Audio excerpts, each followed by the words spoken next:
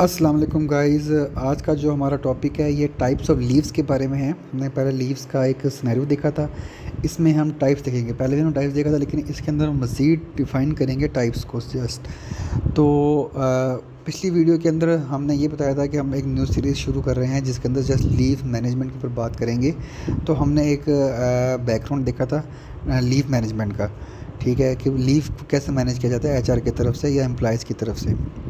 अब इस वीडियो के अंदर हम लीव्स की टाइप्स को मज़ीद डिफ़ाइन करेंगे, कैटेगराइज करेंगे।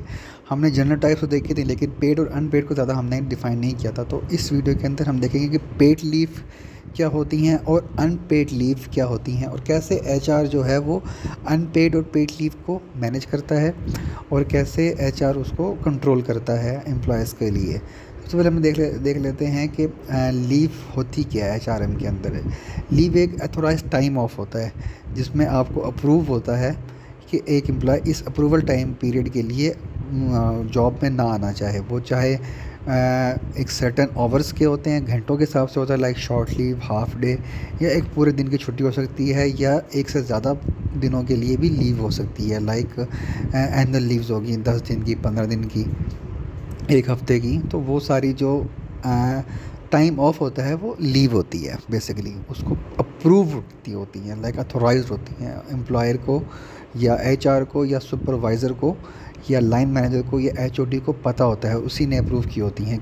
अगर उसको पता होता है तो वो फिर उसके लीव जब एम्प्लॉय छोड़ के जा रहा होता है, यानी कि एम्प्लॉय जब नहीं होता उस टाइम, तो उसके बैकअप पे कोई ना कोई उसका मैनेजमेंट होती है। वो या तो कोई रिप्लेसमेंट एम्प्लॉय को ओवर टाइम करवाता है या फिर उसकी कोई ना कोई मैनेजमेंट करता है।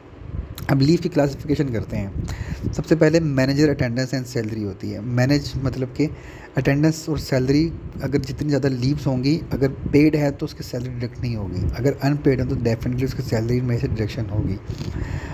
अगर पेड है और लिमिट क्रॉस करी है, अगर 30 पेड लीव थी, उसकी एनुअल लीव्स थी, अर्न लीव थी, बट उसने 31 कर लिए हैं, तो उस पे रोल में 31वीं की उसकी डिडक्शन होगी। तो ये वाली चीज़ भी मैनेज करनी होती है। फिर प्रिवेंट मिस यूज़, इस पर मिस यूज़ नहीं करना होता। इंश्योर फेयरनेस होता है, लाइक पॉलिसी को, जो पॉलिसी एचआर ने बनाई होती है या ऑर्गेनाइजेशन की तरफ से बनी होती है, उसको अप्लाई करना होता है लीव के अकॉर्डिंगली। कोई भी एम्प्लॉय इस लीव की पॉलिसी को बाईपास नहीं कर सकता। फिर लीगल कंप्लाइंस में जो लेबर लॉज होते हैं, जो बेनिफिट मैंडेट्स होते हैं, वो उसको देखा जाता है। फिर कॉमन पेड। अब इसके अंदर देख लेते हैं कि पेड लीव की टाइप हम देखते हैं जो सिर्फ पेड लीव में आती है। इसमें एनुअल लीव होती हैं, सिक लीव होती हैं और कैजुअल लीव होती हैं। एनुअल लीव, जितनी एनुअल लीव्स पड़ी होती हैं वो आप करेंगे तो पेड लीव होंगे। अगर आप वो नहीं करते, फॉर एग्जांपल 30 एनुअल लीव्स हैं और 10 कर लिए हैं, 20 बच गई हैं, तो 20 के आपको पैसे मिलेंगे अगले साल पे रोल के अकॉर्डिंगली। कुछ ऑर्गेनाइजेशन करती, कुछ ऑर्गेनाइजेशन नहीं करती। वो फिर लीव भी आपको बढ़ा देती हैं, यानी कि 20 बच गई हैं तो अगले साल वो 30 के साथ 20 ऐड होकर 50 हो जाएंगी। तो ये पेड होती हैं टोटली। ये इनकैशमेंट भी हो सकती हैं और लीव आगे फॉरवर्ड भी हो सकती हैं। फिर सिक लीव भी आपकी जितनी आपकी लिमिट होती है उसके आगे करते हैं तो वो पेड होंगी, उसके अलावा करेंगे तो वो अनपेड होंगी, वो हम आगे डिस्कस करूँगा। फिर कैजुअल लीव भी जितनी आप लीव करते हैं वो शॉर्ट लीव हो सकती है, हाफ डे हो सकता है, फुल डे हो सकता है, 1 दिन की, 2 दिन की, तो वो भी आपकी पेड होती है।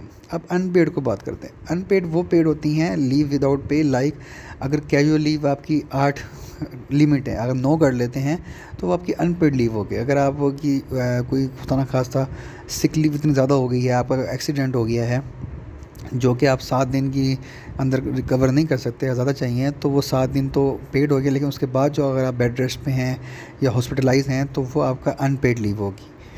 फिर आ जाता है आपका मैनेजरियल अप्रूवल। ऐसी लीव जो आपकी लीव्स पड़ी भी हैं, एनुअल लीव भी पड़ी हैं, कैजुअल पड़ी, लेकिन मैनेजर अप्रूव नहीं करता, तो वो आपके विदाउट पे लीव होगी। आप लीव करेंगे तो आपकी डिडक्शन होगी क्योंकि मैनेजर ने अप्रूव नहीं की हुई। फिर बाज़ों का इसका इंसिडेंटल भी हो सकता है। फिर डॉक्यूमेंटेशनल लीड, अगर कोई एम्प्लॉय अप्लाई नहीं करता, एप्लीकेशन ही नहीं देता, तो वो लीव कर लेता है, तो वो भी आपकी अनपेड लीव काउंट होगी।